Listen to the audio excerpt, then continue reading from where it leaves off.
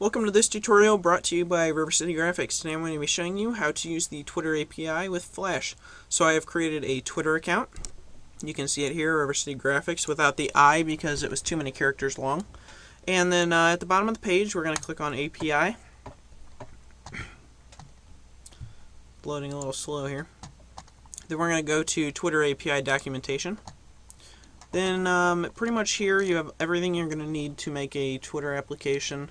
Statuses, users, followers, all kinds of stuff. But we're going to be using statuses/user timeline today. So click on that, and then it's got examples of different ways you can use the code. Right here is screen name, which is what we're going to be using today. It's going to have River City Graphics right here. And it's going to bring in this XML data that's down here. This is an example. And we're going to be singling out this text right here and bringing that into Flash to be displayed. So to start, we're going to go to Flash, and we're going to make an ActionScript 3 document. And then we're just going to grab our text tool, make sure it's on dynamic text, and then pretty much select whatever you want. Just make sure it's 140 characters. Pretty sure that would be 140 characters. And then I'm just going to give it an instance name of box. So we're going to click on the first frame, and then we're going to go to Actions. And we're just going to start with a stop, open, close parenthesis, semicolon. That's going to be our first action there. Then we're going to do some import flash.net code to bring in our URL request and URL loader. So import space flash, oh my gosh, import flash.net. And then we're going to do URL request first. And request, and then a semicolon, and then let's just copy that up so that make it easy. Hit enter, paste it, and then we're just going to change this to loader. Alright, and then we're going to make a variable, and we're going to call that I. So let's create that, and then we're going to have that be a URL loader, and then space equals space new URL loader. Alright, and we're going to do open close parentheses semicolon. Then we're going to add an event listener to this variable. So add event listener, and that's going to be an event dot complete. It's going to be a complete event. So when this is complete, then it's going to do this function. And loaded is what we're going to call the function. So semicolon to finish that off. Now we're going to actually give it a URL to load. So let's do i.load, open parenthesis, new, and then URL request, and then open parenthesis, and then we're going to add this in later because I have to explain some stuff to you. So I'm just going to leave it like that. It's parenthesis, quotation mark, close parenthesis, semicolon. And we're going to add that in later. So now we're going to write the function loaded. So function and then loaded, and then it's going to be an event and event colon E for event and then colon event, and then we're going to have a close parenthesis, and that's going to be void because there's no information being returned. Open curly bracket, close curly, or enter a couple times, close curly bracket, up arrow key.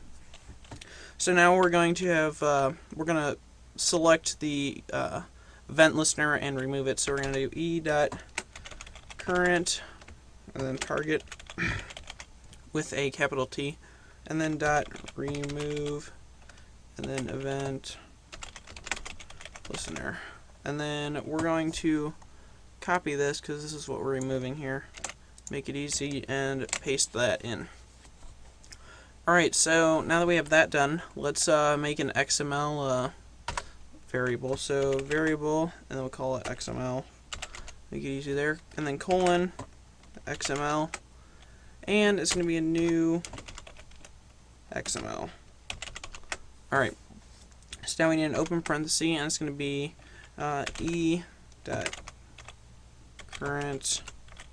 target, which the current needs to be uncapitalized, and then .data. So we're just going to be bringing in the data from this URL up here. Alright, so let's close that parenthesis and hit a semicolon. Hit enter again, variable, and let's make a list for our XML. So it's going to be list colon, and then it's going to be an XML list. Alright, space equals space. Wait, I think I had space too many times. Space equals space, and then new XML list. And once we have that, we're going to do XML. And this is where we have that we need to go from the XML to the status.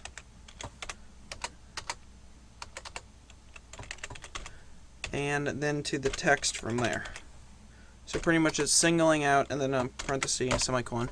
Singling inside the XML, we need to go to the statuses first, and once we find the status, then we need to bring in the text. Now right here, if we left it, it would, well, it really wouldn't do anything yet, but we need to tell it to put it in the box. So we need box.text, and pretty much if you wanted to put all of them in there, you'd have it append it to it, but we just want, for the purpose of this tutorial, the first one. So we're going to do space equals space, and then list, and then we're going to have the bracket key, and then a 0, and then a bracket key, and then a semicolon. And this is pretty much just going to grab the first status text from the XML. So now it would be working, but we don't have, it's not grabbing the text from anywhere. And the reason we need, or the reason I haven't done this yet, is because we need to write a PHP script. Because I could take this right here. Let's grab the screen name. Let's grab the HTML, and I could copy that, bring it into Flash, and paste it right there. But we're going to need to change this to River City Graphics.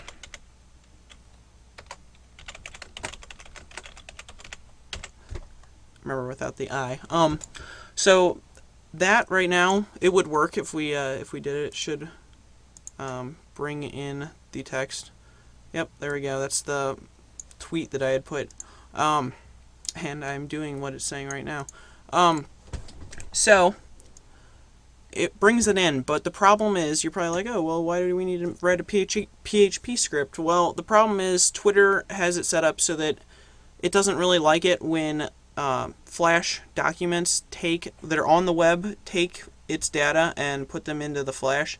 So pretty much we're going to get around that by writing a PHP script, and it's going to bring the data into the PHP script, and then Flash is going to take it from the PHP script. So we're just getting around what Twitter set up pretty much.